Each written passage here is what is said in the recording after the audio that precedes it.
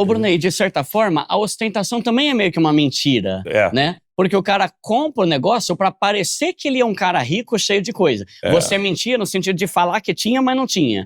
O cara hoje mente comprando coisas caras pra se passar por rico, quando na verdade não é, né? Isso tem muito. Isso acontece demais. A ostentação, ela é uma prova que você não tá bem emocionalmente ainda. E que você não descobriu a sua verdadeira identidade. Porque hoje eu posso desfrutar de muitas coisas que o dinheiro pode comprar.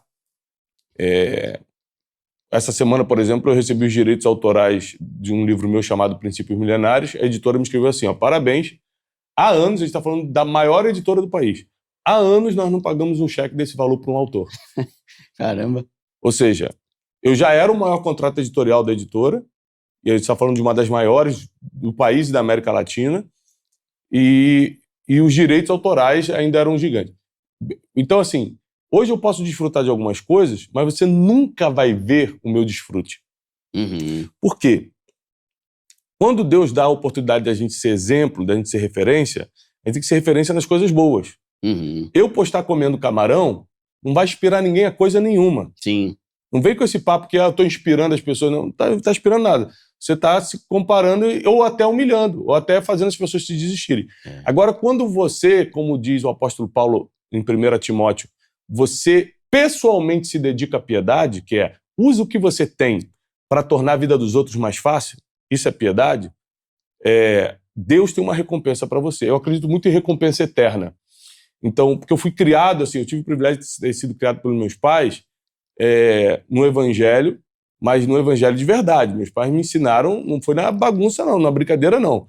Foi servindo as pessoas, foi visitando o presídio, visitando o hospital, foi tirando do nosso para dar para os outros, foi tirando mendigo da rua, cansamos de tirar mendigo da rua. Isso eu estou falando quando a gente era criança, classe média baixa.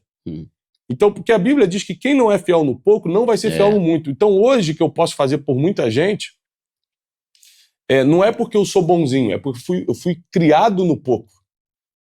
E aí isso faz você acostumar com uma vida de piedade. Você acha necessário ter uma vida de piedade e aí isso mata a ostentação. Então, dificilmente você vai me ver postando alguma coisa que seja para ostentar. E se eu postar alguma coisa boa, é que eu realmente acredito que aquilo ali vai inspirar a pessoa. Sim. Mas dificilmente vai ser alguma coisa por ostentação. Ou seja, quero mostrar que eu tenho e você não tem. Dificilmente isso vai acontecer. Sabe uma coisa que às vezes eu percebo nos influenciadores, que a gente fica meio que num dilema, né? Que principalmente para nós somos cristãos, né? A Bíblia fala que a gente não tem que ficar expondo o que a gente tá fazendo. Às vezes eu vejo uma coisa, eu tava refletindo sobre esses dias, que tem muito influenciador que o cara faz coisas boas, só que ele prefere ficar mostrando os bens que ele tem. Entendi? Aí eu fiquei pensando assim, cara, não... Porque tem tudo a ver com a motivação, né? Por exemplo, esses dias eu fui lá pra Novo Sertão, eu passei uma semana. Eu falei, galera, em vez de viajar pra Maldiva, pra não sei onde, eu resolvi passar no sertão. Não tô falando pra me gabar nem nada. É pra tentar influenciar as pessoas. Eu também faça coisas boas, faça projetos. Às vezes eu sinto essa falta que parece que alguns influenciadores, mesmo que cristãos, eles fazem mais questão de mostrar os bens dele, quando na verdade eu acho que eles poderiam estar falando, galera, olha só, abri esse hospital aqui na África. É muito mais inspirador do que ficar mostrando só bens, porque isso gera gente que só pensa em bens, né? Eu vou te contar uma história pessoal minha. Eu sempre fui uma pessoa assim, de querer compartilhar de tudo que eu tinha. Fiz isso a minha vida toda e quando eu comecei a prosperar, por causa dos livros, por causa das palestras, eu comecei a fazer isso com muito mais intensidade, mas nunca mostrava. Porque tem um versículo na Bíblia que diz que o que a tua mão direita faz, a esquerda não deve saber. Eu confundia isso aí.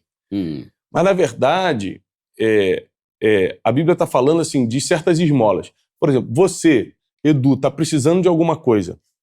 Aí eu sei que você está precisando, te ajudo e falo aqui no Pobre Show. Não, é porque eu ajudei essa semana emprestando dinheiro pro Edu. Me humilha, né? Eu tô te humilhando, cara. Aí é o que a mão direita fez, a esquerda não precisa ficar sabendo, é disso.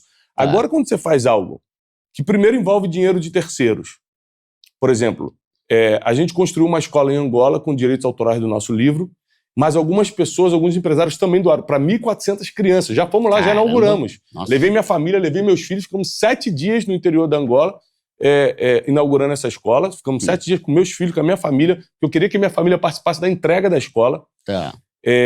Mas alguns empresários também me ajudaram. Então eu fui e mostrei publicamente. Por quê? Porque o dinheiro não era só meu. Tá. Então é uma prestação de contas.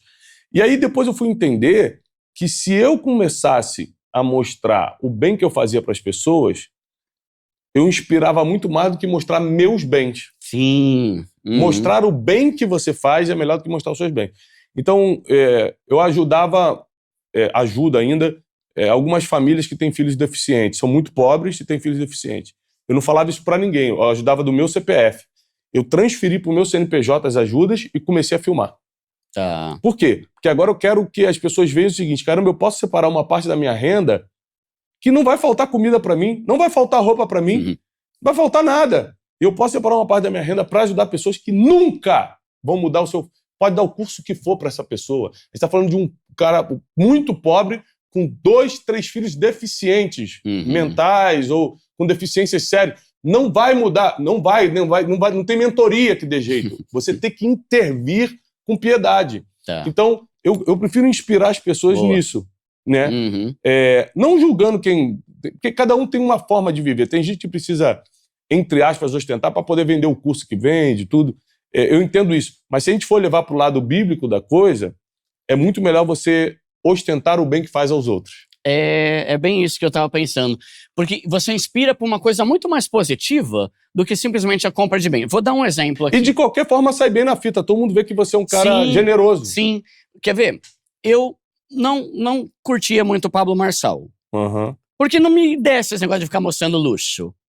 Pra mim, foi muito mais inspirador os vídeos que ele fez quando ele foi lá pro sul, sabe? Nas enchentes, mostrando o caminhão e tudo mais. Cara, sinceramente, tô cagando pros carros dele. Isso não me muda em nada. Nossa, hein? Quero seguir esse cara, ele tem 20 carros. Mas quando ele começou a fazer coisas incríveis e começou a inspirar pessoas a fazer o mesmo, pra mim é muito mais proveitoso do que mostrar só bens. Só que aí tem esse ponto que você falou, às vezes tem gente que depende de mostrar o que tem pra vender as coisas. Porque vem de riqueza, né? Então, é por isso que é muito difícil julgar. O que eu procuro fazer, Edu, é que aquilo que eu acredito ser a verdade, pautado na sabedoria milenar, eu faço e sem olhar para os outros. Se for olhar para os outros, você fica o tempo todo... esse cara não está fazendo o que eu faço, esse cara faz diferente. Esse cara... Então eu pego e faço o que eu acredito ser verdade, pautado na sabedoria milenar, que é a Bíblia, e vou embora. Boa. E a gente ajuda o máximo de pessoas possível, não só com conhecimento, né? A gente tem um projeto também de distribuição de livros para adolescentes nas favelas,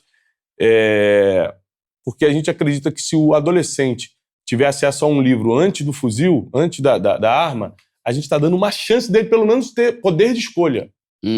Pelo menos o poder de escolha. Se ele quis seguir o caminho do tráfico, foi ele que escolheu, mas um livro chegou na mão dele primeiro, mostrando outro destino. Tem um livro que se chama Descubra o Seu Destino, que a gente já distribuiu em diversas favelas do Brasil e a gente vai continuar distribuindo também esse ano. Tá. E aí, ô Brunet, você começou lá, então, você faliu, deu ruim a empresa lá de turismo,